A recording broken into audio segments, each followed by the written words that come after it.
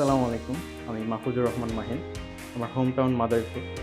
আজকে অত্যন্ত আনন্দের সাথে আমি জানাচ্ছি আপনাদের যে আমার অনেক অধ্যবসায়ের পর আজকে আমি আমার ইতালির ভিসাটা আমার হাতে পেয়েছি।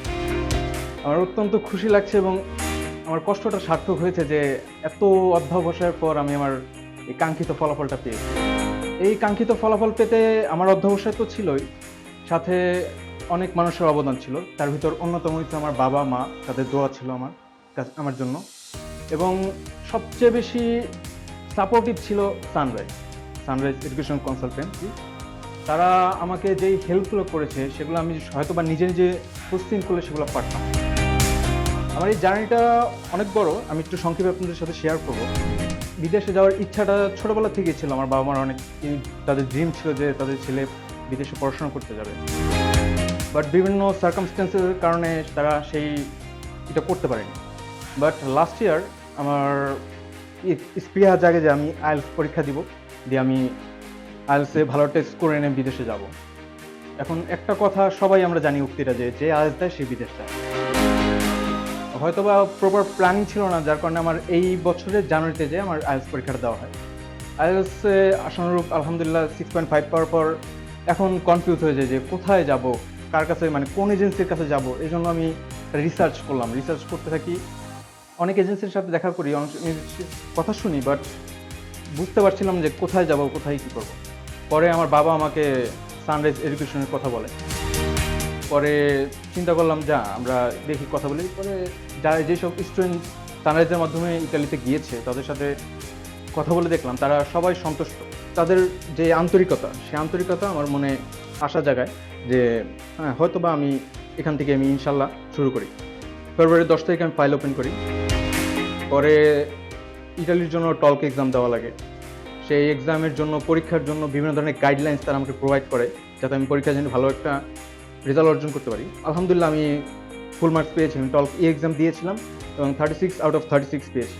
আমার ইউনিভার্সিটি সিলেকশনের ক্ষেত্রে আমার রেজাল্ট যেহেতু ভালো এসেছে, তারা আমাকে অনেকগুলো চয়েস দিয়েছিল। পরে আমি আমার চয়েসগুলো দিয়েছি, সেগুলো মিক্স করে।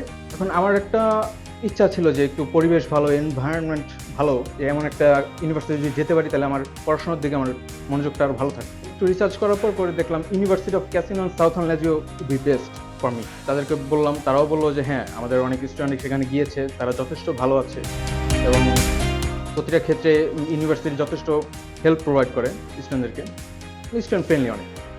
তো আমি ইউনিভার্সিটি অফ ক্যাসিনোতেই কনফার্ম করার পর ডকুমেন্টস, আমার ব্যাংক সাপোর্ট এবং স্পন্সরের অনেক কাগজপাতি যেগুলো নিজে করা সম্ভব না, সেগুলো আমাকে সানরাইজ হেল্প প্রোভাইড করছে।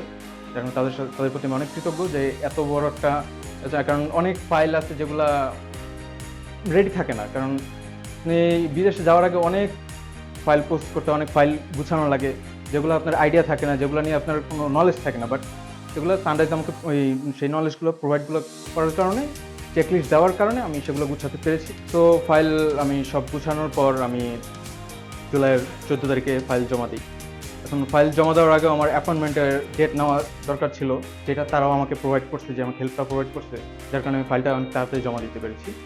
এবং আলহামদুলিল্লাহ আজকে আমি আমার এটা পেয়েছি, পাসপোর্টটা।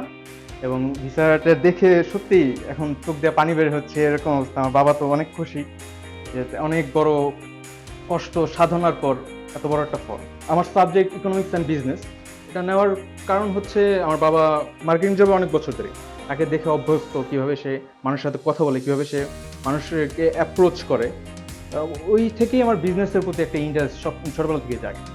এই চিন্তা করলাম যে যদি এই সাবজেক্ট নিয়ে পড়াশোনা করি তাহলে ভালো একটা ফিউচার হবে, ভালো একটা হবে, হয়তোবা ইউরোপের মাটিতে আমি আরও বড় সাকসেসফুল হতে পারবো। তো সবাই আমার জন্য দোয়া করবেন, ইনশাআল্লাহ জানি আরও সাকসেসফুল হতে পারি।